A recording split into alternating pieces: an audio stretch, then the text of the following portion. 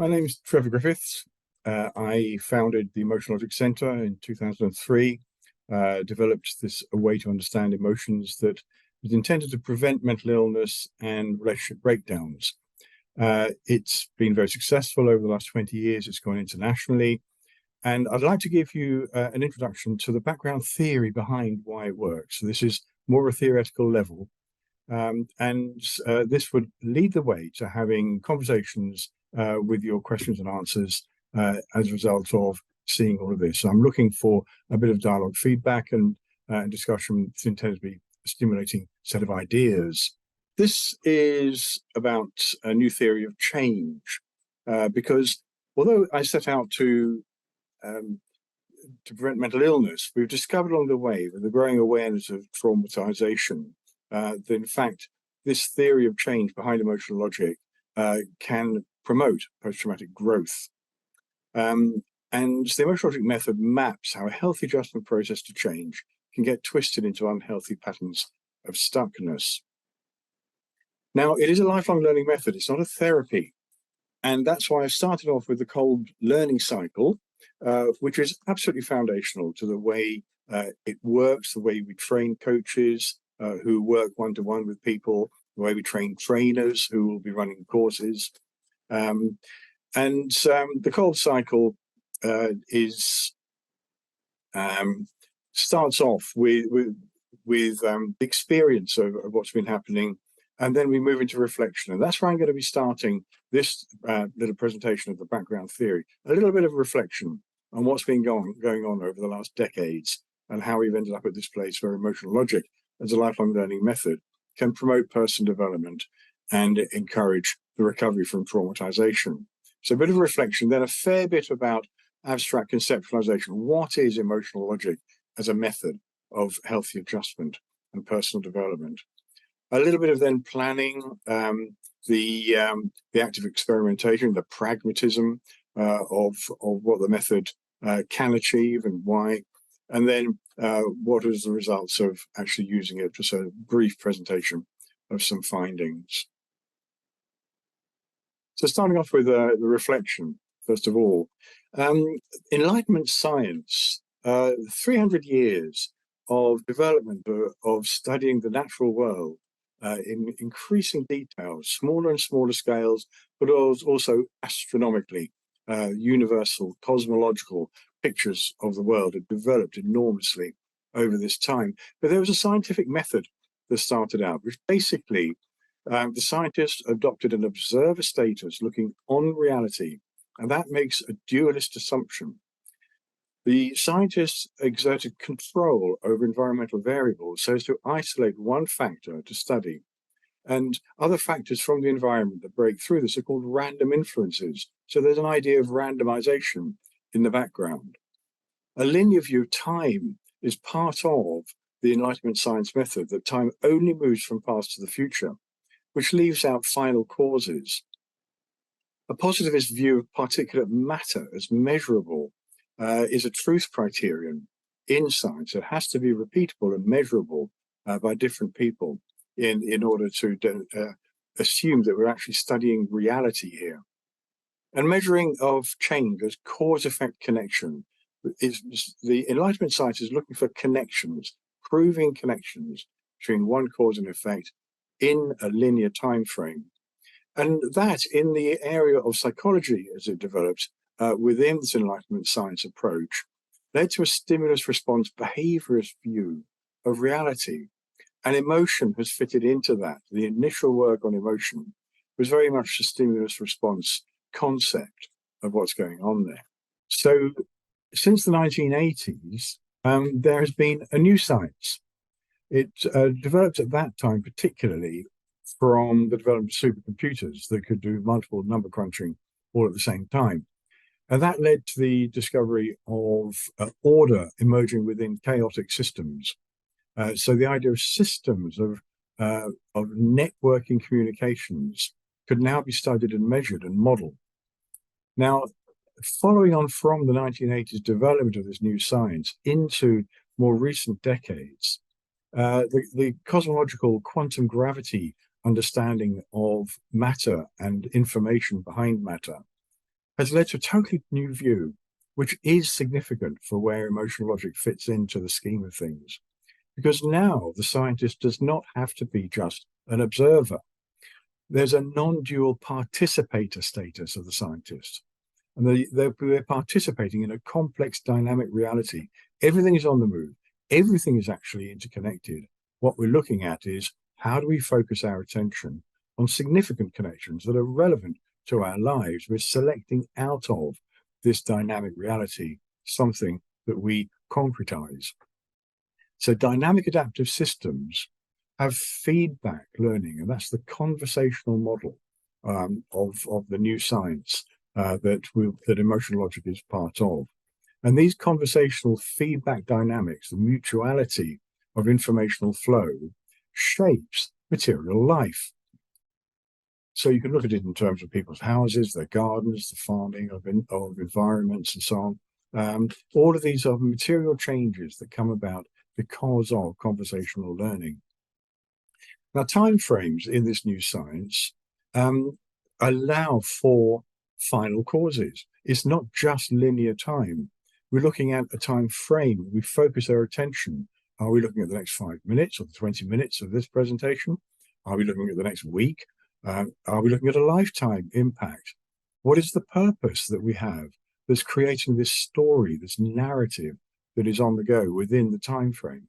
So purpose, teleology, comes back in, not just as linear cause and effect from past to future, but there is a wider time frame, and we can be selective about the time frames, and that changes our view of what's significant in reality.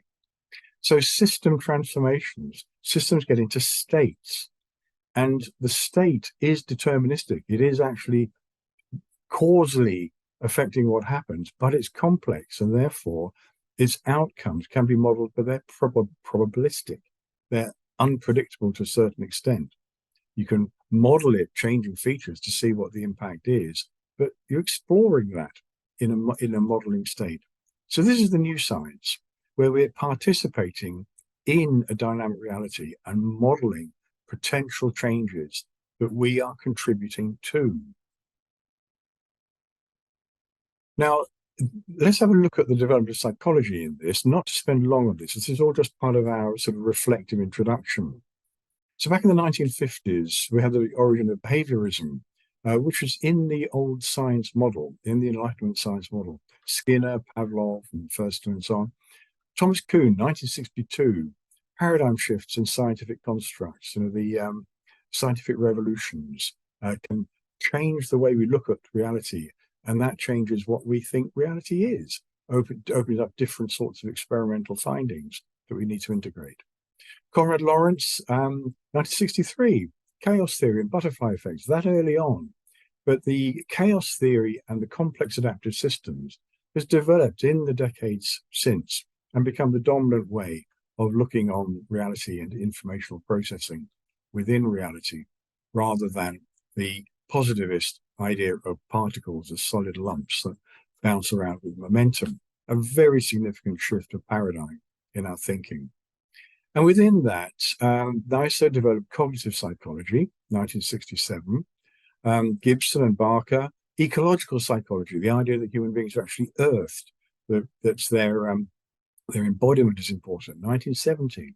Milan systemic family therapy developed with Palazzoli, 1971. All of these decades, fantastic pace of development of a shifting paradigm away from linear cause and effect of material systems into systems interaction and change of states from one state to another.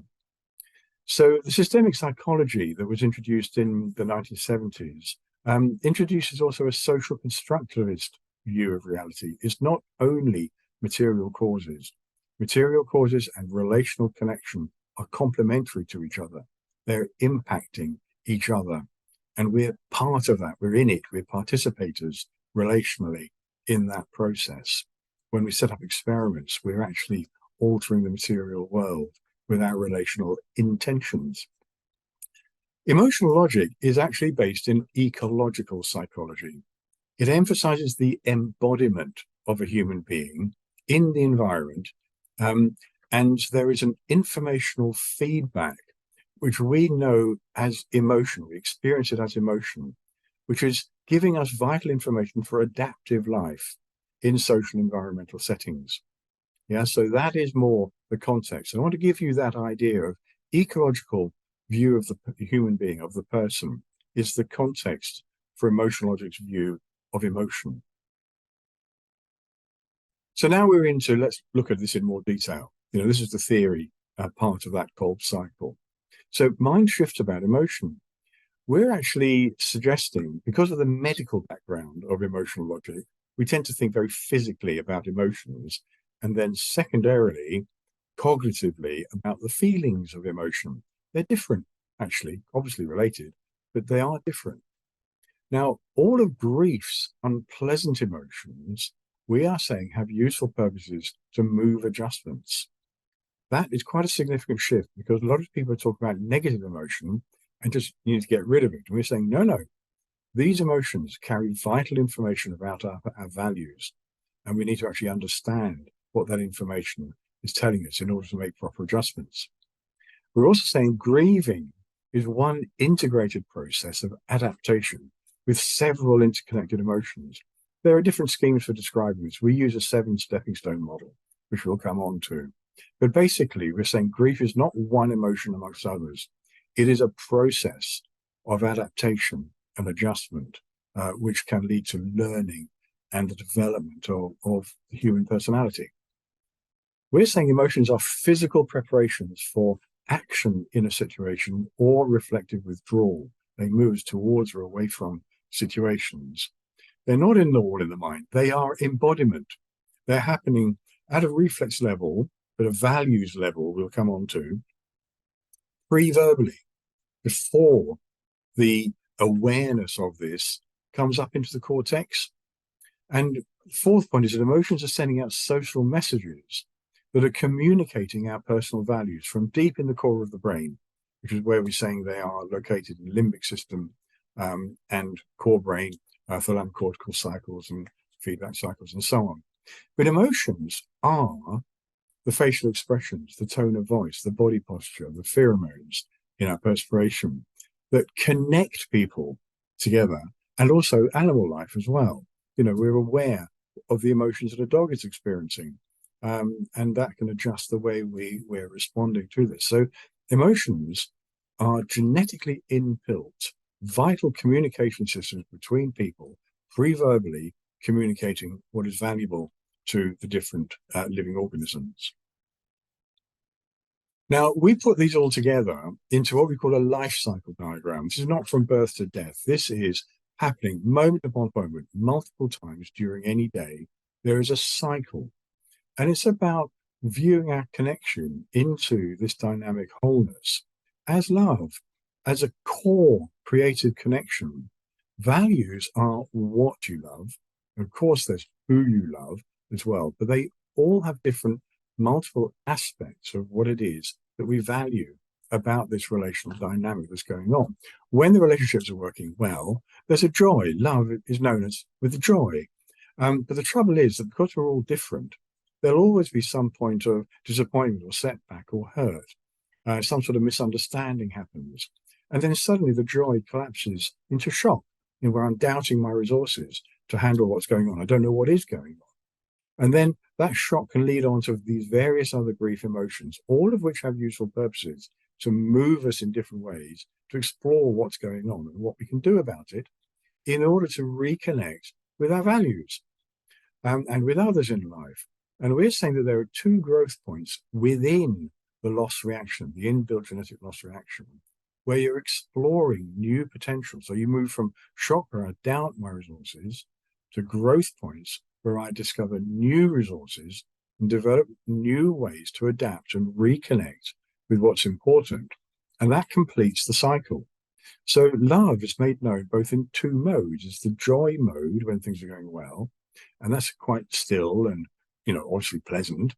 But it also, love is it moves into a grief mode, which is purposely dynamic and unpleasant in order to move us to explore.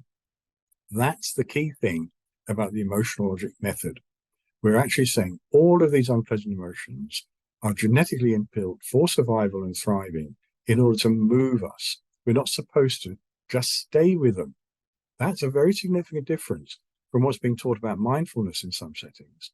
And so, we are aware of these interface issues with them. The bottom right-hand corner here, it says messy whirlpools of turbulent loss emotions. We'll come back onto that. But that is a major discovery of emotional logic. There's a new, theory of change, a new cause of mental illnesses and relationship disruption through overwhelming complex grieving. Now, particularly in America, the work of Elizabeth Kubler-Ross still has a very dominant hold on the sort of the prevailing narrative about emotions. But unfortunately, I believe that her pioneering work, which I really genuinely honor for what she did, 1969, that book on death and dying, was transformative in people understanding human dynamics. But the science has moved on from there. And unfortunately, the popular psychology has not moved on to keep pace with it. Now, emotional logic is meant to try and facilitate that process of moving on to a more constructive way of understanding the emotional experience of loss. Now, when Elizabeth Kubler-Ross was working, she basically interviewed people with a terminal illness diagnosis. And her work describing 5 stages as sort of a linear process has been subsequently generalized into a popular psychology. First of all, it generalized into a bereavement model for relatives and friends, at which when you're facing a terminal illness, or maybe even in bereavement, acceptance might seem to be a reasonable endpoint of the process. But actually, this model, the 5-stage model, has also been generalized further into a general approach to emotional intelligence, especially in business settings and motivation settings, that just understanding each other's dynamics in terms of these 5 stages is often considered adequate as a way of understanding how to modify my relationships. And unfortunately, the idea that things have to reach acceptance before the process is finished changes with emotional logic, because both bargaining and acceptance actually are reasonable endpoints in the emotional logic process. Now, the Kubler-Ross linear view of emotional stimulus response adjustment to loss promotes a sense of passivity about accepting this linear process, rather than the emotional logic approach, which is moving you into an activity to come through stronger by personal relational growth. Yeah. Now, this has most recently, Stephen Joseph in 2011 brought out his book, What Doesn't Kill Us Makes Us Stronger, basically. And he is describing post-traumatic growth, which, of course, there's a growing literature now on the idea that 30 to 70% of people come through traumatizing times stronger. Now, emotional logic provides the rationale as to how people can come through stronger through difficult times, because the loss reaction, the genetic loss reaction, has built into it those growth points where we're exploring new ways through. How we can access that is what we're moving on to, making it practical. Now, we use a 7-step model, not the 5, and Kubler-Ross did not recognize shock in the process and guilt and culture. People in psychology, particularly in America again, basically don't do shock and don't do guilt. They're very driven to be outwardly going. But both of those have vital roles to make us look inwards to work out what our resources are to better handle the situation, or maybe move on to the growth cycle to actually develop some new resources if we're not well placed to handle it. So that internal reflective feature of emotional processing to loss isn't heavily represented in the generalized version of Kubler-Ross applied for motivational work and relational intelligence. Now, we've developed online card pattern development. This is a screenshot from the way people lay out. When we ask them to discuss a situation, how do you feel? you'd be amazed at how many emotions people feel. Even those who've got what you might look on as being fairly simple, well-ordered lives actually can have a very rich internal emotional world. And paradoxically, otherwise, some people who you might imagine are very outgoing, in fact, have a very limited range. We can map this.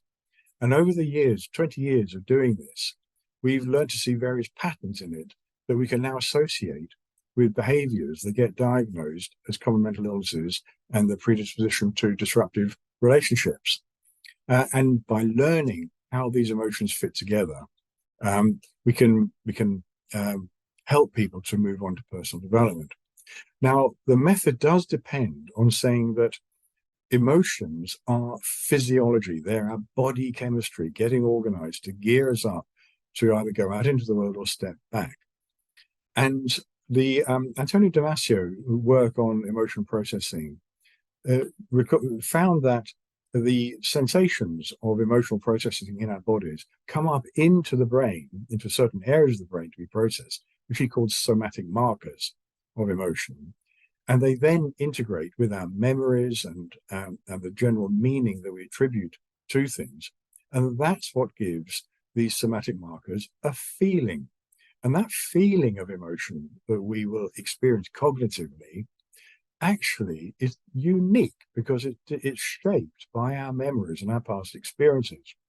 Now, that means that our physiology, the genetic, physiological, physical emotions communicate correctly with people what our values are. They connect people. But when we talk about our feelings, actually, we may find ourselves separated from people because our feelings are unique to us and they may misunderstand them and misinterpret them. And we may not have the right sort of relationship that you can inquire further about them. That's where emotional logic comes in. We develop a skill set and a mental framework to go through behind naming feelings into naming the values, naming what's important via naming what's lost, because you only know what you've lost by experiencing lost emotions. You only know what your values are when you see a risk you might lose them. It's those lost emotions that are giving you vital information about what's important in life or what's important in somebody else's life. So we use both the emotions, these orange cards, what we call the backbone of adjusting, and then the feelings scatter around that. But the feelings map where your energy is, because that's where we're tied up cognitively in making a framework and making a meaning about all of this. Now, behind those patterns, that was a picture of emotional chaos, an overload. There were pattern features in that pattern which we know will trap somebody and make them feel quite distressed and confused. But behind it, there is a logical process, emotional logic. And these arrows show what that logic refers to. It is the process of adjustment. In this situation that I'm facing, can I recognize what I'm afraid I might lose? If I can name it, can I prevent the loss of it? If I can't, if it's gone, can I get it back? If I can't, if I failed, then what does life look like if I've got to let go of it? That's a logical process, isn't it? Yeah, but we don't do it. We don't do it like that. But nevertheless, to know that logical process can help us to, hey, let's put a pause in here, a pause for reflection, and work out what's going on. Usually, most people knee-jerk react to prevent loss. Yeah, but emotional logic guides them back to recognizing loss and building an action plan for having done that. Now, the emotions that come along with this sort of process of adjusting can either drive us out into the world, so the ocean change the world around you to prevent loss or recover loss, or the ocean change the person you are inside. Those are two different dynamics. And each of those has an emotional state associated with it. And this is how we map them onto this healthy adjustment process in pairs, where shock and denial have different roles. Denial, I'm going to ignore this and carry on out in the world, even though I know something troubling is happening. All of these have useful purposes. And this is the full diagram that we use as our core diagram of the healthy adjustment process. There's more behind it that we can say. We're not going to go into this now, but this is just showing you how we build up a picture of the useful purposes of these emotional states to energize our moving through this logical process. If we know that there is this process, when it gets all jumbled up through overload and being caught up in the dynamics of a situation, we can have a pause for thought.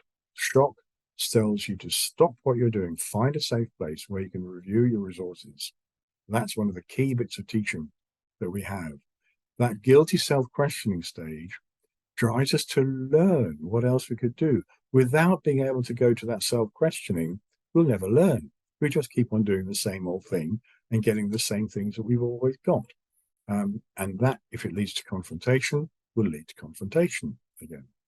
We also divide these 7 stepping stones up into 2 parts. The first part, if it rumbles around between, I can't recognize loss, I want to prevent something, but I don't know what it is, that builds up into stress. The second half, those 3, and this is the curious bit, it includes the depressive emptiness, make the growth cycle. And we'll come on to that, but the depressive emptiness we completely reframe, not as a sign of weakness or problem or come to our limits. When you've learned how to name losses and reinterpret them as values, that place of depressive emptiness is actually a place of decision for that value. Am I going to go back to try some bargaining to get it back, or am I going to let it go? Sometimes that can be a very difficult decision. So people can get stuck there. But the emptiness is not in itself a problem. It's not clinical depression. This is an existential state. And we actually have something constructive to say about every one of these, which liberates people to help them stop being self-critical. Now, behind all of these emotions, right, there are lots of losses of things that we value. We use this loss reaction worksheet, which is a powerhouse for change. And this is a mock-up sheet for somebody who's been made redundant, who's lost their job at work, which means they also find their pride is challenged, their ability to meet friends on a regular basis, they've lost routine and a reason to get up in the morning, lost the wife's respect and lost money from it, and then we get people to say, right at this moment, when you think about this aspect or that aspect, some of which might relate to things that happened a long time ago that have been jiggled up again by this situation. But right at this moment, what do you feel about that loss? So I'm feeling shocked and angry about the loss of the job. I'm feeling angry and guilty about not meeting my friends. I wonder if I could have done something different to keep the job. So then by mapping these, this is a totally unique tool. This is like an X-ray or a reconnaissance photograph into someone's inner heart, into their soul, if you like, showing what the tensioning of their physiology and their thoughts and their cognitive frame is whenever they remember this situation. Pow! All of that comes out at the same time. It is not a simple linear processing. It's a pattern recognition system. And these patterns can evolve one into the other. And they can evolve one into the other most successfully in conversational settings, when people are getting constructive feedback from emotionally available others who can understand what's going on, who can affirm the value of each of these unpleasant emotions, who can help someone to name the losses and reinterpret them as values. Because although this is a list of hidden losses, we say to this person, but you'd only name these as losses if they're things you valued. So this is a list of your values. This is who you are. This is your personality, your identity as a person, right? This is why you knee-jerk react in the world, and people know you as what's important about life. So when people see this, their self-respect rapidly turns around, usually, from being somebody who's overwhelmed with loss, a victim of their circumstances, to suddenly recognizing, no, I'm a person with values. If I've got values, I'm a person of value. My decisions, my actions count. They're significant. We see major changes, butterfly effect changes in people's sense of identity and capacity in situations by mapping the values, their personal values, that are driving the emotional world, which might get into a complex state.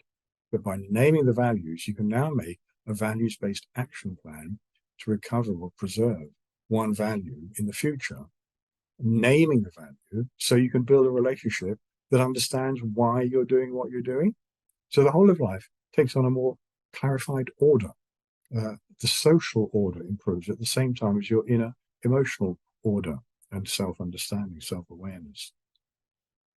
But when people are overwhelmed, you might have noticed there were two columns there that were filled in. You might have remembered on the card pattern, anger and shock were overlapping. That's what we call a whirlpool of emotion. And over the 20 years that we've been doing this, thousands of people in all cultures, all 5 continents of the world, we've been doing this.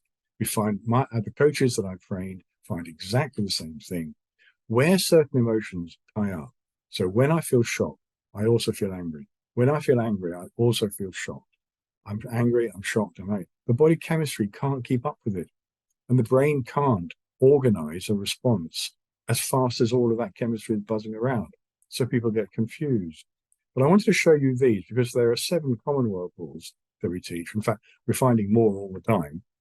And we discuss these amongst our follow-up sort of sessions with coaches.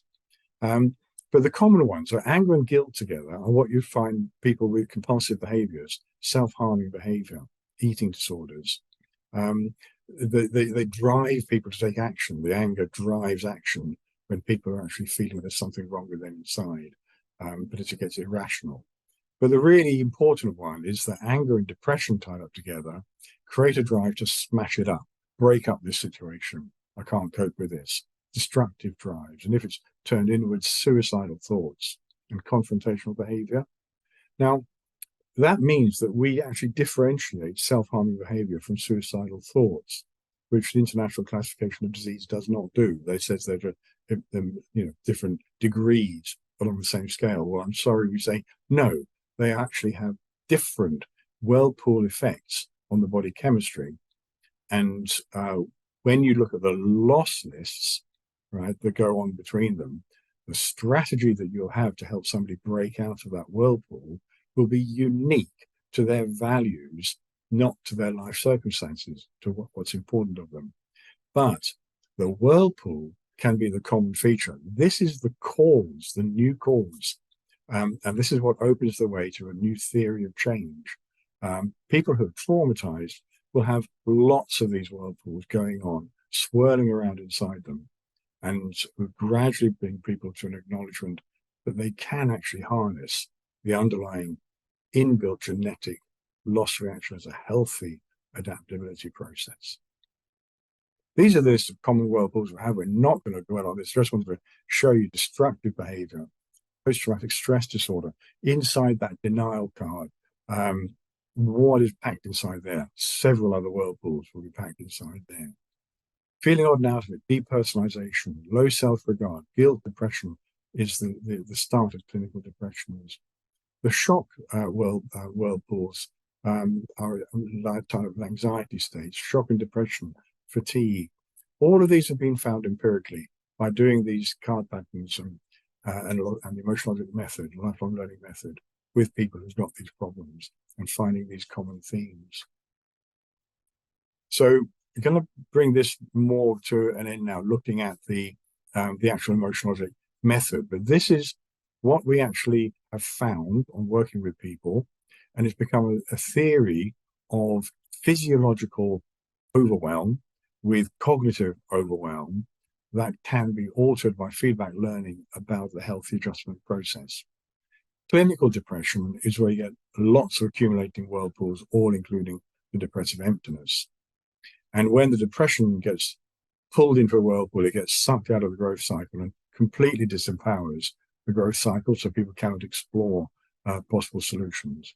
But by learning the correct or the helpful place of depression, the emptiness and powerlessness of the depression of loss, as a place of decision where you grow in the power of choice, suddenly people can actually harness that and develop their way of moving forward.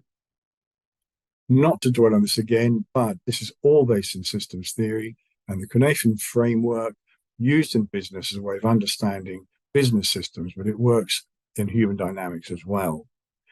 Simple systems that just roll along in complete order where everything's predictable. Complicated, there are lots of different factors, but each one is logical. Complex, where all these factors are interacting with each other and making a system, a multiple interactive system that gets into a state with slightly unpredictable behavior or emergent behavior. And then sometimes those states get pushed into chaotic disorder, out of which new order can emerge by feedback learning. And that's what emotional logic does. So the conversations that emotional logic sets up move people from these chaotic states back into healthy complexity. A conversation between two people, they're each complex creatures, and they're discovering each other's worlds and feeding information backwards and forwards in a mutual process. That's a healthy complex state. The old style diagnostic model of mental illness and personality disorders, and very often things to do with relational systems and social systems, had a very linear processing concept of it. And the diagnostic model used a complicated set of criteria. Can I recognize this pattern? And then tried to move people to a simple state by introducing a protocol-driven therapy of some sort, or a guided therapy. So the two things work in different ways. Emotional logic tries to move people from chaotic to complex states. Diagnostic methods try to recognize complicated states, make them simple. Just to say that when people are in a chaotic overwhelm of emotional through losses, multiple losses all interacting with each other, whirlpools of emotion are a natural way that people try to move from that chaos into their own simplicity. But it's a maladaptive state, and it restricts behavior. And people, in order to re-engage, to come out of those states, need to re-engage first with their chaos and then move that chaos into a healthy complexity. That's the process. That's the theory of change that emotional logic is bringing in. Finally, 3 phases of an emotional logic conversation. Understand your emotional world, name the losses that are driving it, but then reinterpret those as a list of your personal values, and then make a values-based action plan. So ultimately, it's solution-focused. So although it's called emotional logic, it's not actually about the emotions. It's about the action plan. But what do you base the action plan upon? How can you recognize your values? Only if you recognize the losses. How do you know what the losses are? You've got to understand your emotional world and the emotional world of others in order to do that. So that's how the 3 fit together. Conversations are completely flexible and fluid once you understand this overall process. Safety and effectiveness. This is work done in general practice population. There's a lot to interpret, but the dotted lines, vertically and horizontal, are population averages, and these are the lower scale of normal. That's the lower scale of normal. Most people are up here to the right. Most people are up here above this line. Yeah. But emotional logic, the population of people in general practice who had common mental illnesses and relationship problems were scoring in this area here, but then they went up to these other areas. All of them, this is the no change line. The effect size of this is huge. It's a highly effective intervention, but the fact that no lines come below this natural error line means that it's a safe intervention. Nobody deteriorated significantly. But these blue dots are people who had a huge increase in their starting off here on an extremely low score, moving up to above this or up to these. These are the butterfly effect. People have a complete change of personal identity as a result of interpreting their loss emotions in a more constructive way, not criticizing themselves, no longer feeling victims of their emotions, but active agents with their emotions, as vital information about your values, other people's values, and how you can act together to preserve a future built on those values. That's the theory of change. This is the safety and effectiveness of it. Finally, post-traumatic growth. So it's well known through the work of Fleetinanda and others that a consistent, non-shaming relationship with an emotionally available adult is the foundation of making progress. Most methods of trauma trauma-informed training only talk about the neurology of this, the diagnostic features. And I have to say, I'm really quite worried about the way a lot of this is going, using the old Enlightenment science diagnostic model of a checklist of symptoms that is impersonal in order to diagnose a state called traumatization and then activate some sort of action plan. It's totally the wrong model, I'm afraid. Now, there are movements to try and say, no, lots of people know that there's something wrong, limited about trauma-informed training. And so they talk about trauma awareness or trauma sensitivity, but there people using the Gottman model or the co-regulation model, where building that relationship simply needs to lead to an affirmation of the value and correctness of these of the emotions that are part of the traumatized state. And that's as far as it goes. It establishes relationship as important, but it doesn't add extra information into that relationship that can help the person to reinterpret their emotional world and their relationships and their values. This is what emotional logic adds in, right? We're here now in the pragmatism side, and we've looked at the activist, the results side of what actually happens. Emotional logic leads to values-based exploration, and that takes over from the dominant narrative, which is emotion regulation. People are so concerned at the moment about regulating that behavioral outburst on encountering intense emotion. And it's led to this generalization that the overall purpose of this sort of calm, the effect of the Dan Siegel model is to regulate the emotion and bring about calming. That is only the first place that it starts. Within that calmer system, you need to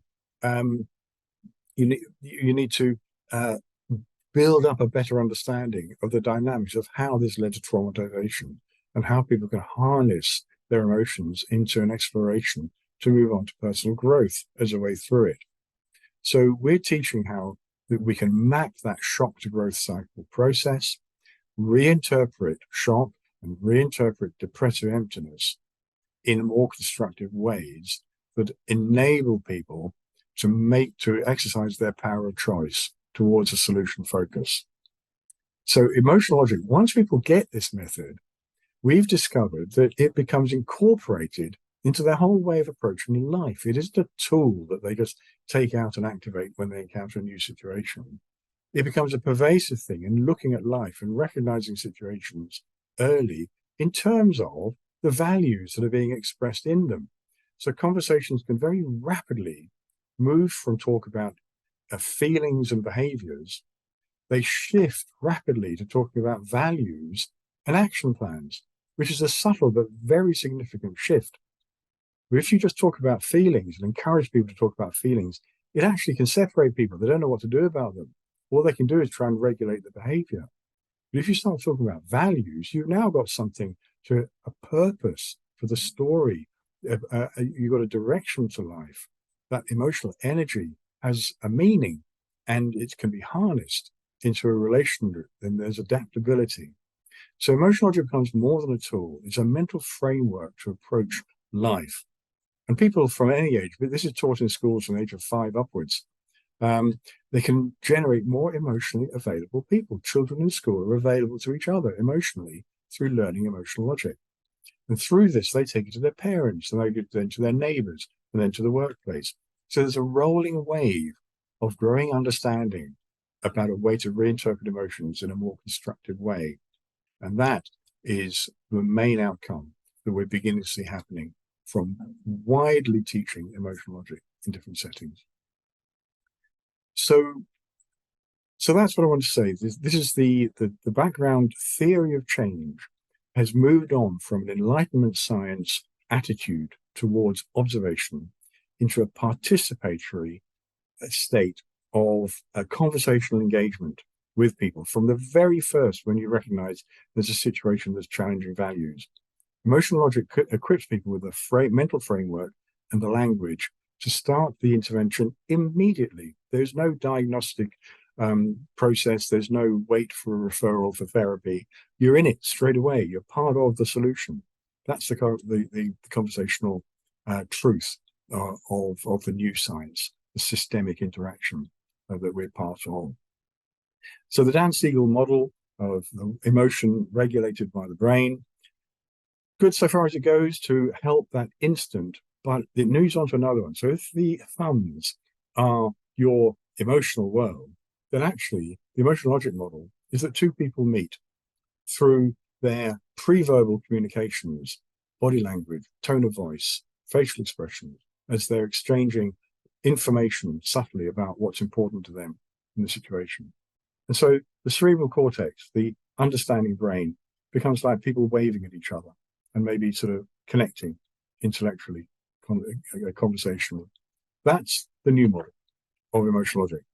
And it leads on to personal growth, building order into our social settings, simultaneously with building inner order to our emotional worlds and our cognitive worlds.